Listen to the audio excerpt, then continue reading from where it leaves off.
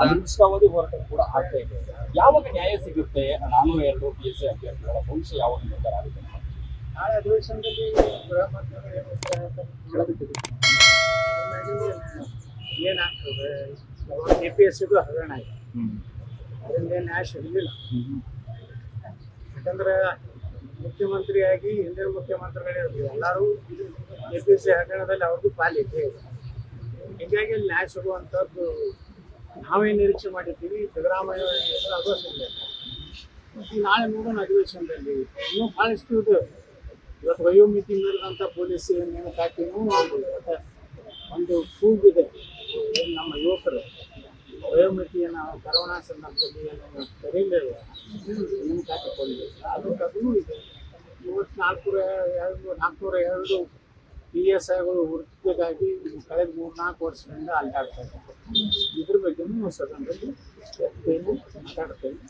ಗೃಹ ಮಂತ್ರಿಗಳು ಕರೆಸಿ ಏನು ಉತ್ತರ ಬರ್ತದೆ ನೋಡಿ, ಮುಂದೆ ಏನು ಅದಕ್ಕೆ ಅವರ ಕೊಡ್ತೀನಿ, ಒಂದು ವಾರದಲ್ಲಿ ಕೊಡ್ತೀನಿ, ಇಶ್ಯೂ ಮಾಡ್ತೀವಿ ಅಂತಂದರೆ ಸರಿ. ಮುಂದೇನು ಹೋರಾಟ ಮಾಡಬೇಕು ಅಂತ ಆಗ್ತದೆ. ಓಕೆ, ಇನ್ನ ಸರ್ಕಾರದಲ್ಲಿ ಬದಲಾವಣೆ ಆಗುತ್ತೆ ಅಥವಾ ಕ್ರಾಂತಿ ಆಗುತ್ತೆ ಅನ್ನೋದು ಒಂದಷ್ಟು ಬೆಳವಣಿಗೆ. ಕ್ರಾಂತಿಯೇ ಆಗಲಿ ಶಾಂತಿಯೇ ಆಗಲಿ ಸರ್ಕಾರ ನಡಿಬೇಕು. ಅದು ಬಿಟ್ಟು ಬರೀ ಬಿಜೆಪಿ ಹೋಗ್ತಾ ಇದೆ. ರಾಜ್ಯದ ಮುಖ್ಯಮಂತ್ರಿ ಉಪಮುಖ್ಯಮಂತ್ರಿ ಬೇಕಾದಷ್ಟು ಕರ್ನಾಟಕದಲ್ಲಿ ಸಮಸ್ಯೆ ಇದೆ. ಇವತ್ತು ಮಹಾನಗರ ಪಾಲಿಕೆ ಎಲ್ಲ ಗೌರವ ಕಾರ್ಮಿಕರು ಧರಣಿ ಕೂತಿದ್ದಾರೆ, ಅವರೆಲ್ಲ ಸ್ಟ್ರೈಕ್ ಮಾಡ್ತಾ ಇದ್ದಾರೆ. ಮತ್ತು ಸರ್ಕಾರ ಸಿಕ್ಕಾಪಟ್ಟೆ ಲಾಸ್ನಲ್ಲಿದೆ. KSRTC ಮೇಲೆ ಸಾಲ ತೆಗೆಯುವಂಥದ್ದು ಅನಿವಾರ್ಯತೆ ಬಂದಿದೆ. ಆಗಸ್ಟ್ 5ಕ್ಕೆ ಅವರು ಕೂಡ ಪ್ರತಿಭಟನೆ ಮಾಡಲಿಕ್ಕೆ ಮುಂದಾಗಿದ್ದಾರೆ ಸರ್.